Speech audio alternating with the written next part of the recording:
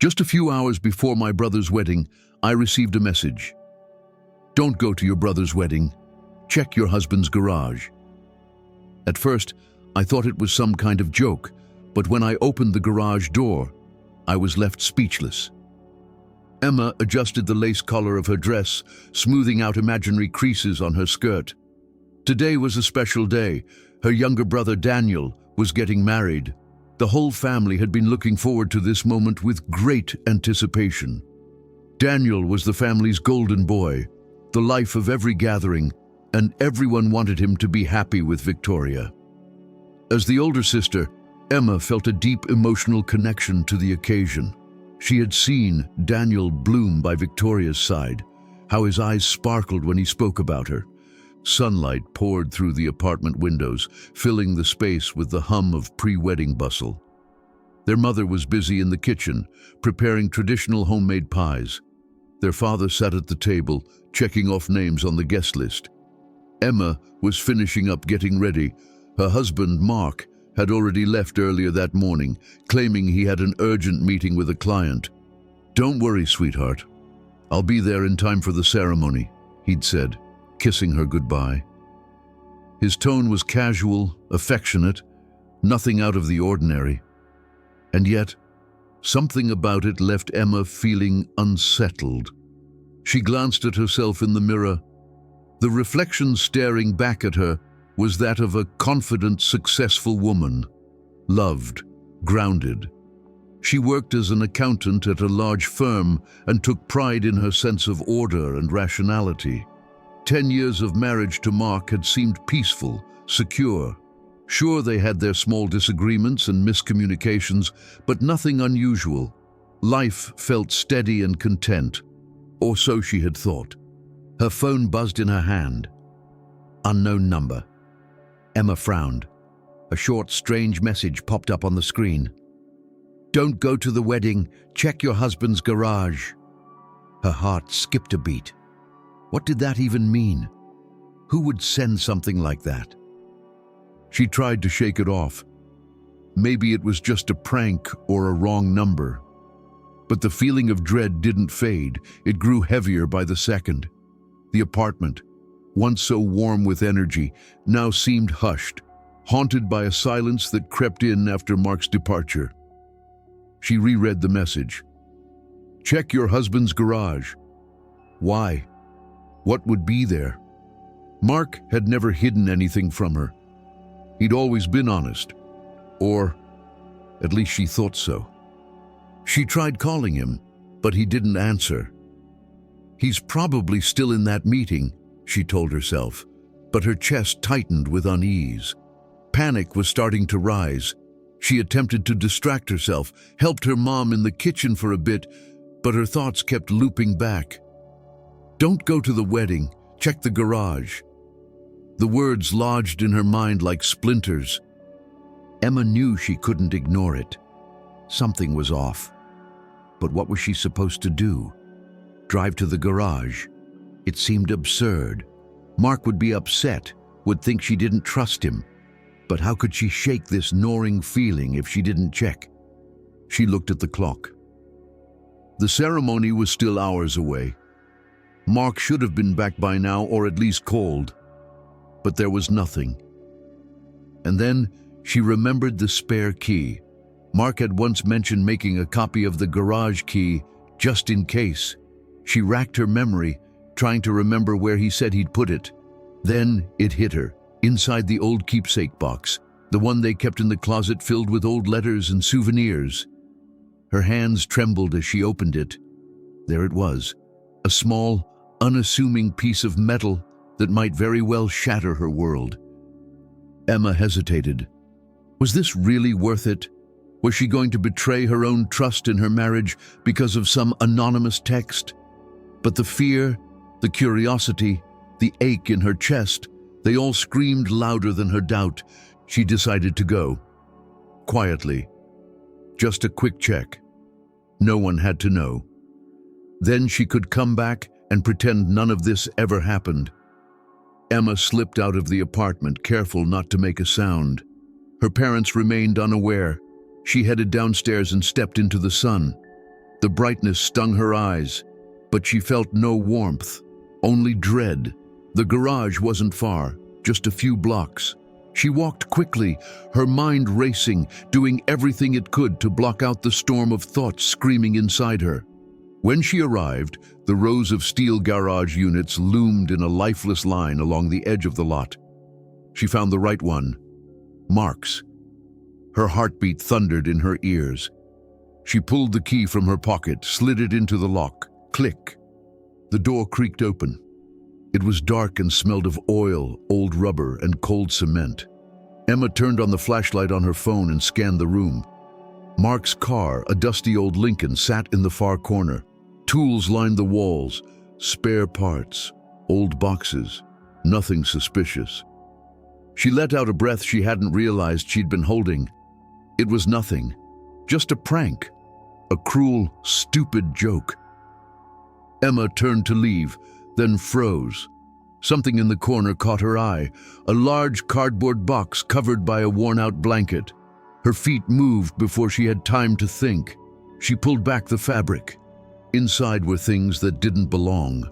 A woman's purse, high heels, a box from a luxury perfume brand. Her stomach turned. She knew these things. They belonged to Victoria, Daniel's fiancée. Emma's breath caught in her throat. Her vision blurred for a moment as her mind scrambled to make sense of what she was seeing. Why would Victoria's things be here? In Mark's garage? She reached into the box, her hands shaking. She pulled out the purse and opened it. Inside were familiar items, a wallet, a small makeup bag, a set of keys, and photos. Emma's heart pounded as she took out the stack of photographs and held them up to the light. It was Mark and Victoria. In every single one, they were on a beach somewhere, clearly on vacation. They were laughing, kissing, embracing like lovers. In one picture, he was holding her hand as she leaned her head on his shoulder, beaming. In another, they sat at a small seaside cafe, sunglasses on, looking like a couple straight out of a travel ad.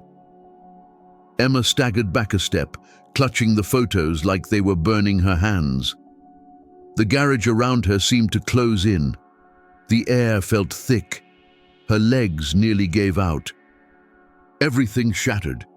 The man she had loved, the brother she had adored, the family she had fought so hard to protect, it had all been a lie, a cruel, tangled lie. Still dazed, she reached into the bottom of the box and found a folder. She opened it, unsure if she could take any more, but unable to stop herself. Inside were pages of printed messages, handwritten notes, snippets of conversations between Mark and Victoria.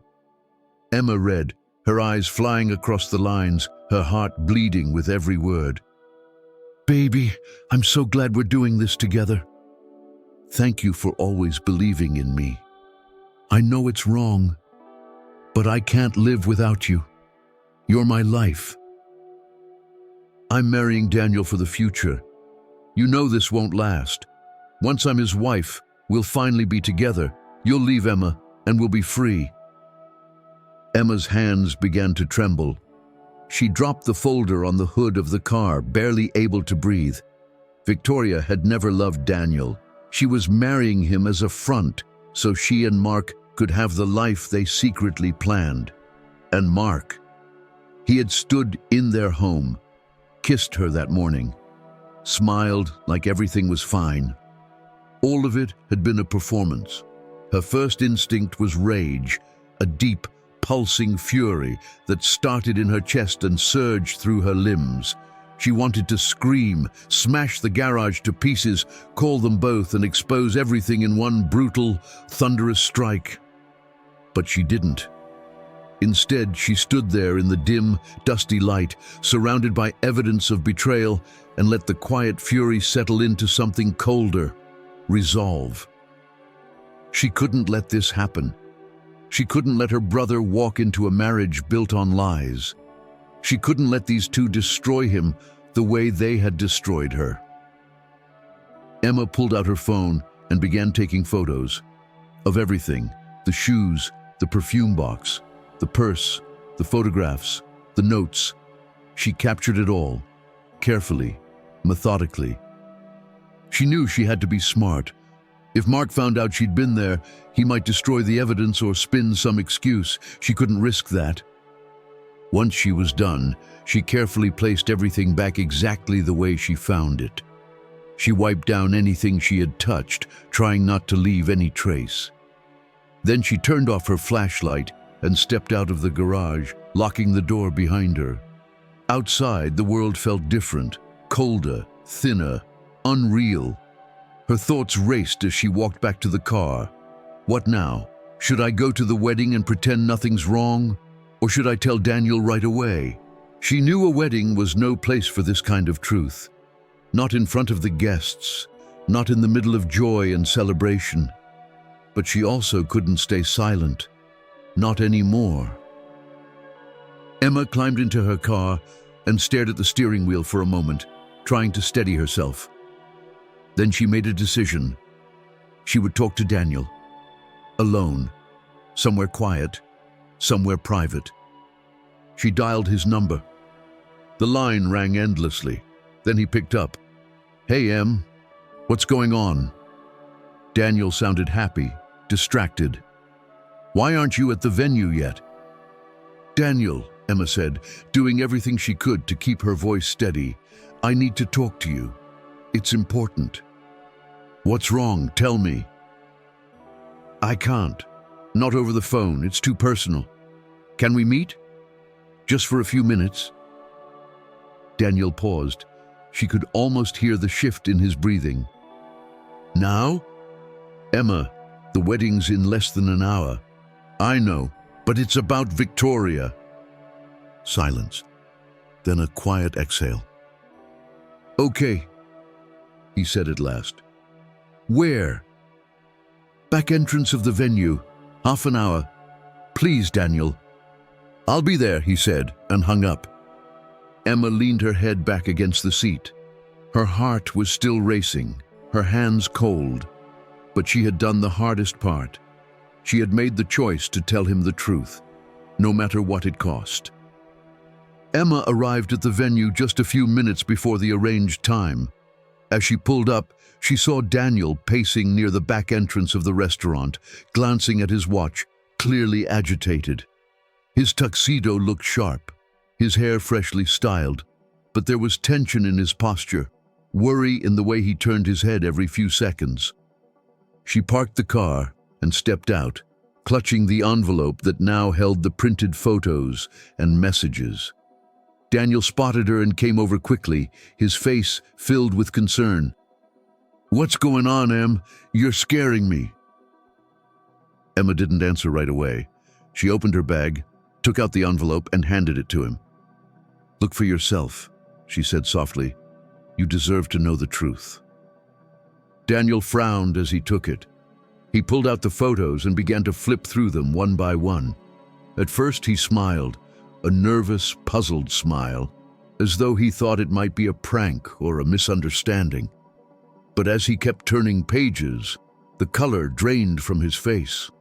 His brow tightened. His lips parted, but no words came out. When he reached the messages, he froze. He scanned each one with growing disbelief. Then quietly, his hands began to shake. He looked up at Emma, eyes wide and glistening. "Is this real?" he asked, his voice barely audible. "This can't be real." "I wish it wasn't," Emma replied, her voice thick with emotion. "But I found it all in Mark's garage. I saw it with my own eyes." Daniel looked back down at the photos, gripping them tightly. His chest rose and fell in uneven waves. The reality was sinking in, slow, brutal, undeniable. "Why?" he whispered. "Why would she do this to me?" Emma stepped forward and gently placed a hand on his arm. "I don't know," she said, "but you can't go through with this, Daniel. Not with her. Not after this." He pulled away slightly, pressing a palm to his face as if trying to stop his head from spinning. "The wedding's in an hour. The guests, Mom and Dad, everyone's already here. How the hell am I supposed to do this? You don't have to do it alone, Emma said. I'll help you. Whatever you need. We'll get through it together. Daniel looked at her for a long moment. Then, finally, he nodded. The decision had landed. It hurt like hell, but somewhere deep in his eyes, Emma saw something harden. Conviction. Truth. Let's go, he said. Inside the venue, the atmosphere was buzzing with excitement. Music played softly, and chatter filled the air. Guests were seated, sipping champagne and smiling in anticipation. Victoria stood near the floral archway, radiant in white, nervously adjusting her veil. She turned as Daniel approached. Danny, sweetheart, where have you... There won't be a wedding, he said, his voice calm, firm, unflinching. The room stilled. The murmurs stopped. Victoria blinked, stunned. What? What are you saying? Is this some kind of joke? I know, Daniel said. I know everything. About you, about Mark. I've seen the pictures. I've read the messages. Her face twisted, first in confusion, then panic. No, that's not true. That's a lie. Who told you that? This is slander. It doesn't matter who told me, he replied, his voice steady. What matters is, I know the truth, and I'm not going to marry someone who's been lying to me. Victoria's voice cracked, sharp and shrill. How dare you? How dare you ruin this day? Do you know what you're doing? I know exactly what I'm doing, Daniel said. I'm stopping this before it becomes something even worse. She turned toward Emma, her eyes wild. It was you, wasn't it? You've always hated me. You've always been jealous. Don't be ridiculous, Victoria, Emma said coolly. I'm not jealous. I'm just protecting my brother. Protecting? Victoria hissed. You mean sabotaging. You wanted to destroy our happiness. You were never going to be happy, Emma replied.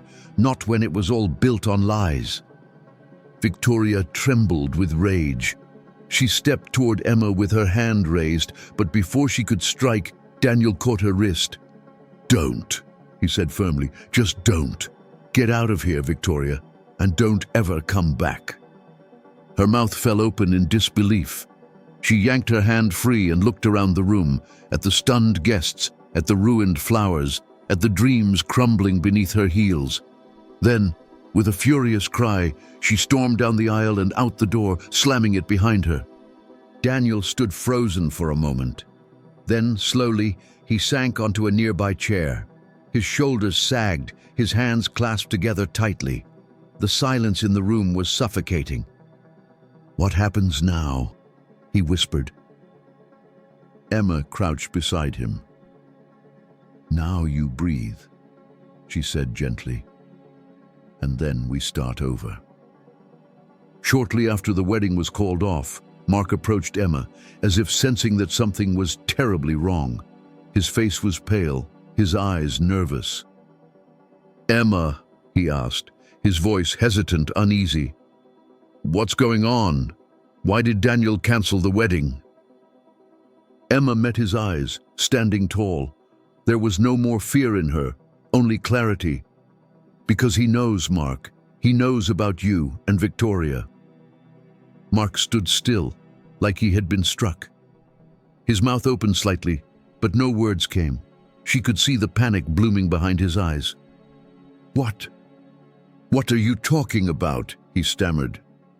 It doesn't matter, she said, her tone ice cold. What matters is that it's over. He's not going to marry your mistress. Mark's face darkened. You told him? He hissed. You ruined everything. I saved him, Emma replied, and I saved myself. You ruined everything the day you betrayed us. His jaw clenched. You'll regret this. I won't forgive you for this. And then he turned and left, storming out of the venue without another word. Emma watched him go with a heavy heart, not because she mourned what they had, but because she knew he wouldn't let it end quietly. Mark would retaliate. That was his nature. But she no longer feared him.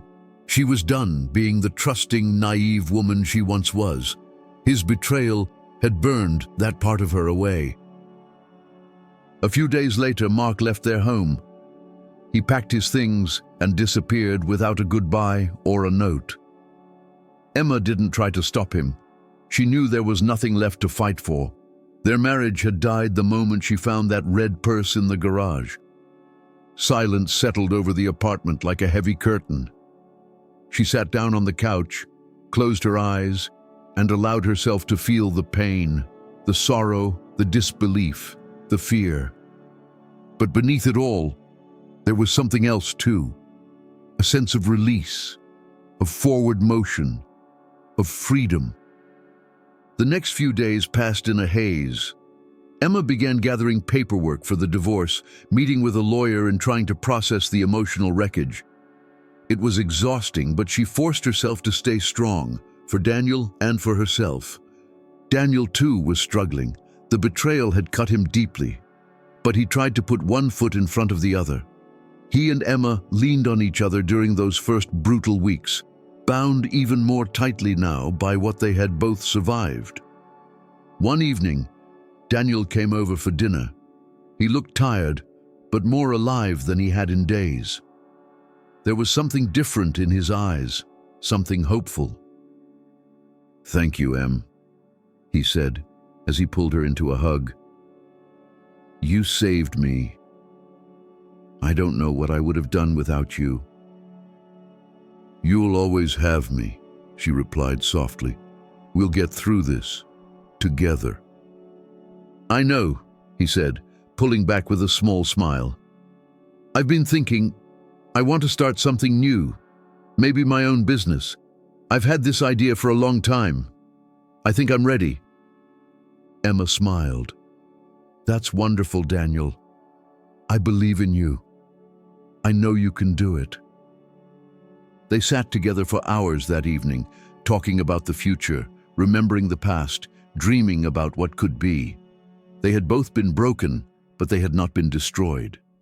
In their shared pain, they had found something solid, something unshakable. The divorce process, to Emma's surprise, went relatively smoothly. There had been no prenuptial agreement, which ended up working in her favor. Everything they'd built over the years, the apartment, the car, the accounts, was split evenly. Mark didn't contest it. It was as if he just wanted to wash his hands of the whole thing. Emma didn't feel victorious. She felt relieved, like the nightmare was finally starting to end. One evening, while sorting through old boxes in the garage and preparing to move out, Emma's phone rang. A number she didn't recognize flashed across the screen. Her first instinct was to let it go to voicemail, but something made her answer. "Hello?" "Emma, it's Andrew," said the voice on the other end. The name was faintly familiar. "Andrew, I'm sorry, I don't—" "I worked with Mark," he said gently. "At the firm. You came to the office once or twice. I doubt you'd remember." Now she did. Andrew had been quiet, reserved, someone who faded easily into the background. She had seen him in passing, never exchanged more than a few polite words. "Yes, I remember," she said, her tone cautious. "Is something wrong?" "I just thought you deserved to know," he continued. "I was the one who sent you that anonymous message before Daniel's wedding." Emma's breath caught. She went still. "You?" she said in disbelief. "You sent it?" "Yes." "But why?" There was a long pause. Then, with a touch of bitterness, Andrew said, "Because Victoria tried it with me too, before Mark. She tried to use me, manipulate me. She wanted something, promotion, leverage. I don't know. When I found out what she was doing with Mark and what she planned with your brother, I couldn't let it happen. I had to say something. But I was afraid. I didn't think anyone would believe me, so I stayed anonymous." Emma was stunned. She had never considered that there might be someone else. Another person tangled in the lies. Another victim. "I don't know what to say," she whispered. You saved me. You saved Daniel." "I just wanted justice," Andrew replied. "I watched Mark deceive you. I watched Victoria deceive Daniel, and I couldn't sit back." Emma closed her eyes for a moment, feeling the weight of it all settle into something clearer. This man, quiet, unseen, had been the one to tip the first domino, and it had changed everything. "Thank you," she said. "You did the right thing." "You deserve the truth," Andrew said. And then the call ended. After her conversation with Andrew, Emma sat in silence for a long time, holding her phone in her lap, letting the weight of the truth settle inside her. So she hadn't imagined it. Her instincts had been right. And she hadn't been alone. Not entirely. There had been someone out there, quietly watching, quietly caring. Someone who had dared to reach out when no one else would. For the first time in weeks, Emma didn't feel so isolated in her pain. She realized that her strength hadn't come just from within. It had come from connection, from her bond with Daniel, from the courage of a stranger, from the small brave acts of truth that shattered the web of lies around her.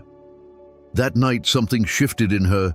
She no longer wanted to dwell on the past. She had spent too many days drowning in sorrow, betrayal, and fear. She was tired of standing still in the ruins. It was time to rebuild. She made a decision. Emma sold her share of the apartment and bought a modest new place in a different part of the city, somewhere quiet, unfamiliar, free of old shadows. She left her job at the firm where she had worked for over a decade. It had been stable, respectable, but it no longer sparked anything in her. She found a new position, one with more creativity, more growth, more life. For the first time in years, she felt like the world was opening instead of closing. Daniel, too, was healing. Slowly, but steadily.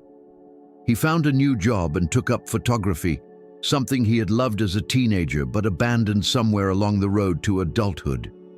He started traveling, even if only to nearby towns. He would call Emma from the road, describing the sunsets he captured, the faces of strangers, the feeling of movement again after so much stillness. Their bond deepened through these calls. They had always been close, but now there was something unbreakable between them. One afternoon, while Emma was walking home from the grocery store, she turned a corner and nearly bumped into Mark. He looked older, worn, thinner than she remembered. There were lines around his mouth that hadn't been there before, and his eyes were shadowed with something that might have been regret. When he saw her, he froze. He lowered his eyes as if hoping she wouldn't notice him. But Emma did, and something inside her told her not to look away. "Mark," she said calmly, "wait." He stopped, turned slowly. There was shame in his face, maybe even sorrow. "Emma, I've been wanting to say something." She looked at him steadily, without anger, without fear. "I'm sorry," he said, barely more than a whisper, "for everything." She didn't answer right away. She let the silence stretch between them, not out of cruelty, but out of care. When she finally spoke, her voice was clear and steady. "I forgive you." Mark blinked, startled. "You do?" "I'm not doing it for you," she said. "I'm doing it for me. I don't want to carry it anymore. I don't want to hate you. I want to move on." He nodded slowly, his lips pressed together. I hope you find happiness, Emma. Real happiness." "I will," she said, "and I hope you do too." She turned and walked away, not with anger, not with sorrow, but with peace. In the days that followed, she returned to a calm routine. But it was a different kind of calm, one born not from comfort, but from resilience. She had been through fire, and she had emerged stronger, clearer, more certain of who she was. She understood now that betrayal wasn't the end. It was a rupture, a painful, necessary breaking point that forced her to examine everything she believed, everything she wanted, everything she deserved. It was the beginning of something new. She no longer doubted her instincts. She no longer clung to things that no longer served her. She valued truth, even when it hurt. She valued herself, and she was no longer afraid of change. There were still hard days, moments when the past tugged at her sleeve like a ghost refusing to be forgotten. But Emma knew how to face it now. She had tools. She had strength. She had people. Daniel, Andrew, new friends, a life waiting to unfold. She stood at her window one morning, coffee in hand, watching the soft light fill her new apartment.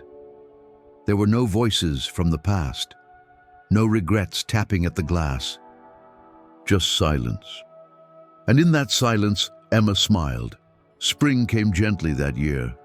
The city seemed to breathe again, with trees dressing in soft green and the air filled with the scent of beginnings. Emma found herself walking more, lingering in bookstores, listening to music she hadn't touched in years. She bought a new notebook and started writing again. Thoughts, impressions, fragments of herself rediscovered. One Saturday morning, she received a text from Daniel. "Want to go hiking?" "I found this trail outside the city. Looks beautiful." She smiled. "Count me in." They spent the day wandering through hills and wildflowers, talking about everything and nothing. Daniel had brought his camera, and at one point he turned to her and said, "You look lighter, Em, like you finally let go." "I have," she answered. "For the first time in a long while. I feel like I'm exactly where I'm supposed to be." They sat on a rock, the sky stretching above them, the wind soft and warm. "Do you ever think about her?" he asked quietly. "Victoria?" He nodded. "Sometimes," she admitted, "but not with anger anymore, just as a lesson. A reminder that people aren't always what they seem, that you have to trust your gut, that even the deepest betrayal doesn't define who you are, it just reveals who they are." Daniel nodded, thoughtful. "I think I needed to hear that." Later that evening, after Daniel dropped her off, Emma stood for a long time in her new living room, watching the fading light spill across the walls. The scars were still there, somewhere beneath the surface, but they didn't sting like they used to. They were quiet now, faded reminders, not open wounds. And then a soft knock at the door. She wasn't expecting anyone. She opened it and found a small envelope lying on the mat. No name, no address. She picked it up and opened it. Inside was a single photograph. It was from years ago, her and Daniel, laughing in the backyard at a family barbecue, arms around each other, faces sunlit and carefree. On the back, in neat handwriting, it read, "Some truths are worth fighting for. A." Emma stared at it, a lump rising in her throat. She hadn't heard from Andrew since that last call. She didn't know where he was or what had happened to him. But this small, quiet gesture was enough. She tucked the photo into a frame and set it on her bookshelf. In the weeks that followed, Emma started saying yes to new things. She joined a local book club, took a weekend painting class, met people she would never have crossed paths with before. She even went on a date, just one, but it didn't matter. What mattered was that she was open again, open to the world, open to herself. Her past hadn't disappeared, it had simply lost its grip. And as she lay in bed one night, the city humming softly beyond her window, she whispered to the dark, "I made it." It wasn't a triumphant declaration. It wasn't loud or dramatic. It was quiet, steady, true. She had walked through the wreckage. She had faced the truth. She had chosen to rise. And now she was free.